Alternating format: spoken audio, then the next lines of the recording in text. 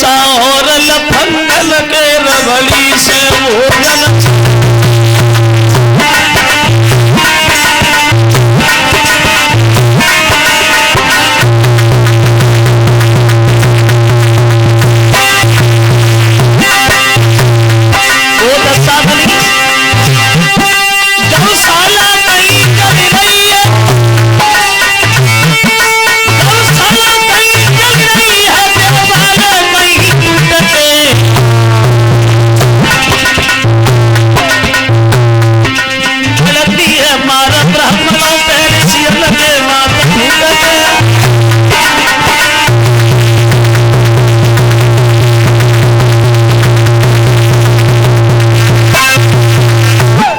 जिस समय राजा बना तो कानून नए नए तैयार।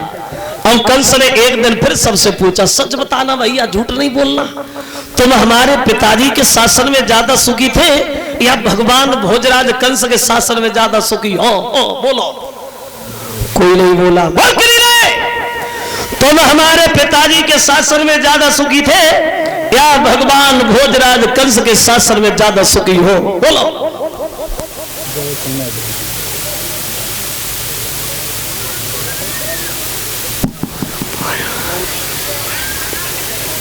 एक खला हो गया। ऐ बच्चों बैठे रहो। ये व्यवस्था वाले लोग भैया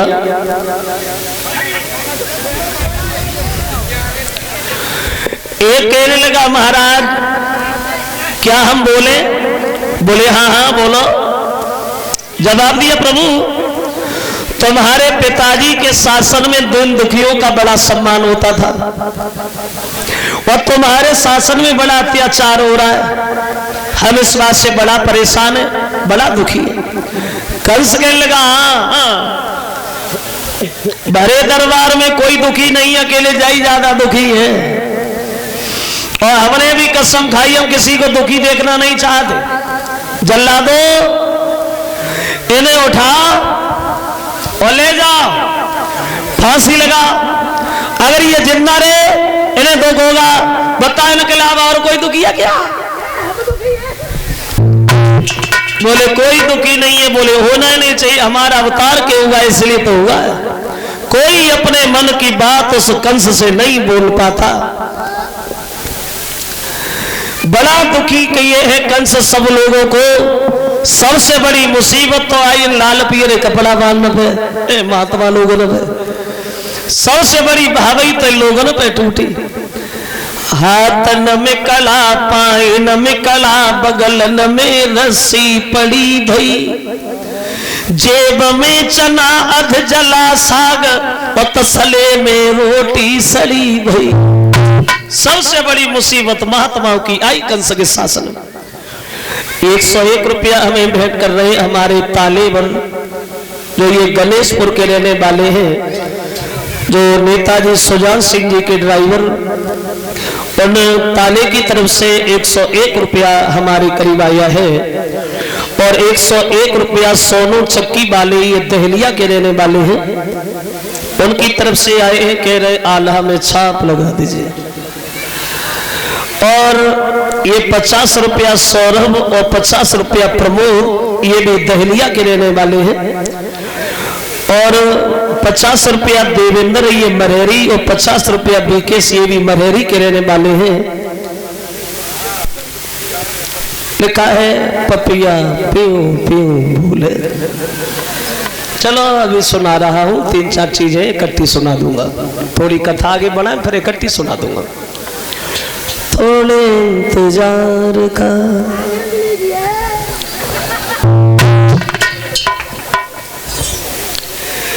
अब इधर कंस दुखी किए तो एक दिन कंस ने सबसे एक बात और कही। एक बात बता भैया, अब तो ये मथुरा का भगवान कंस शादी के लायक हो गया है। कोई ऐसी लड़की बताओ जहां हम शादी करें।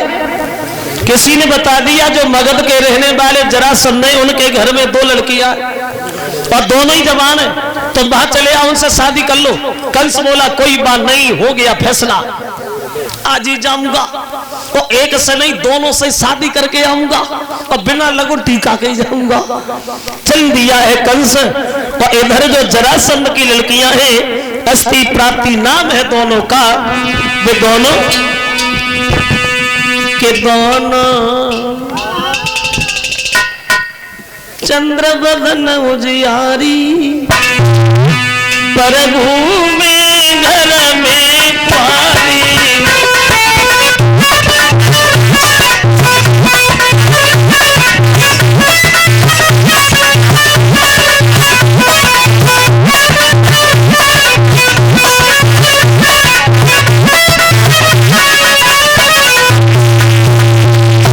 दोनों बड़ा सुंदर बदन था सुनहरा, सबके चंद्रमा सा चेहरा,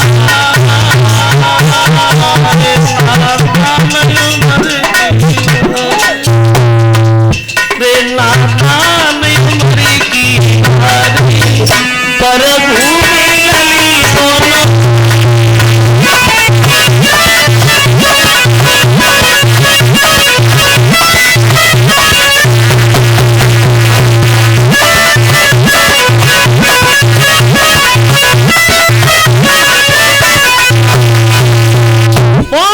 कंस जरासंध के घर। बोले जरासंध आप हमें पहचानते हो? हाँ हाँ, मथुरा के राजा हो। राजा नहीं, भूल गए, भगवान भगवान भोजराज कंस। समझ गए? और कैसे समझोगे? हमने सुना है कि तुम्हारे घर में तुम्हारी दो लड़कियां हैं, दोनों ही जवान हैं, शादी की होगी? हाँ सही सुना है, इसीलिए तो सही समय पे आया हूं। दोनों बेटियों की शादी मुझसे कर दो, और शादी करने में जरा भी आनाकानी की नतीजा गलत हो जाएगा। क्या समझे? तो जरासंध के लगे कंस एक बात हमारी सुनो, अगर तुम भगवान हो तो मथुरा के हो, इस मगध के थोड़ी हो। और रही बात शादी, तो शादी तो होगी मगर ऐसे थोड़ी होगी जैसे तुम भागे चले आए। कैसे होगी? बोले हमने एक फैसला किया है, हमारे घर में कुबलिया पीर नाम का हाथी है, उस हाथी के अंदर 10,000 हाथियों की ताकत है। अगर आप उस हाथी को युद्ध में हरा देते हो तो शादी पक्की। मारे गए, माफ करना। कस कहने लगा जरासंध, तुम हमारी ताकत आजमाने की कोशिश कर रहे हो, अलग बुला हाथी को। उधर से जिस समय हाथी भागा है, इधर से कंस भागा है, दोनों में युद्ध छिड़ गया। लेकिन कंस से वो हाथी हार गया, सूल पकड़ करके उठा करके कंस ने जमीन पे पटक दिया। तो मजबूर होकर के जरासंध ने दोनों बेटियों की शादी कंस से कर दी। बोले जाओ, इस हाथी को भी ले जाओ, इस काम क्या करेंगे, इसे भी आप ले जाओ। हाथी दहेज में दे दिया। चला आया कंस। अब तो दिन प्रतिदिन अत्याचार ढाता ही चला गया। और अब आओ कंस के इधर घर में देखे थोड़ी देर। कंस के जो चाचा थे देवक, इन देवक के घर में 7 लड़कियां बताई गई हैं, 7। और ये 7 लड़कियां वसुदेव को ही भी आई गई थी। ये वसुदेव कौन थे? बोले ये वसुदेव जो थे, ये वसुदेव सूरसेन के लड़का थे। और सूरसेन किनके लड़का थे? बोले ये सूरसेन देवमील के लड़का थे। तो देवमील के नाती हुए वसुदेव, ये वसुदेव 10 भाई थे। और ये रहते कहां थे? बोले ये वसुदेव बटेश्वर के पास एक सौरीपुर गांव के रहने वाले थे। वसुदेव के जो चाचा हुए, इनके चाचा के नंद हुए, नंद 9 भाई थे। नंद गोकुल में रहते थे। नंद की ससुराल कहां थी? बोले फर्रुखाबाद में। यशोदा मैया फर्रुखाबाद की रहने वाली थी। और जो राधा की मां कीर्ति जो थी, ये कन्नौज के राजा भलंदन की बेटी थी। 6 बेटियों का विवाह हो गया। अब बची है सबसे छोटी देवकी, जिस देवकी को कंस अपनी सब बहनों में से ज्यादा चाहता था, देवकी से ज्यादा प्रेम करता था। तो एक दिन वसुदेव से बोला, बहनोई साहब हम तुम्हारी आदत से बहुत खुश हैं, तुम्हारी आदत बहुत बढ़िया है, इसलिए हमने सोचा है कि हम अपनी सबसे छोटी बहन की शादी भी तुमसे करेंगे। कहो कैसी रहेगी? वसुदेव बोले हम काय को मना करें, हम तैयार है, कदम तैयार। पहले ये नियम नहीं था कि शादी ये कहीं करो, मन में आए तिथि करो, जौले होए पौने करो, कोई प्रतिबंध नहीं। उधर तो ये कहा कि तुम बारात लाओ और देवकी से बोला मैं तुम्हारी शादी वसुदेव से पक्की होगी। लेकिन एक बात ध्यान रखना, इस बटेश्वर में जाके मथुरा से कभी किसी से दबना नहीं, घमंड से कहना हम भगवान भोजराज कंस की बहन है, बटेश्वर से उठा लाऊंगा, मथुरा में जिंदा दबा दूंगा, लेकिन किसी को दुखी नहीं देखूंगा, मेरी आत्मा ही जाने कैसी। वसुदेव की बारात चली है और जिस समय आई है मथुरा में शादी देवकी के साथ होती है श्रोताओं, और जब देवकी से शादी भई और देवकी की संगई विदा भई तो लड़कियां गीत गाने लगी, देवकी को विदा करने लगी। देवकी भी बड़ा खुश है, ससुराल में जा रही, बहुत खुश है, बहुत खुश है। पहले ये रोना नहीं चलता था जैसे आजकल लड़की ससुराल में जाती तो रोती।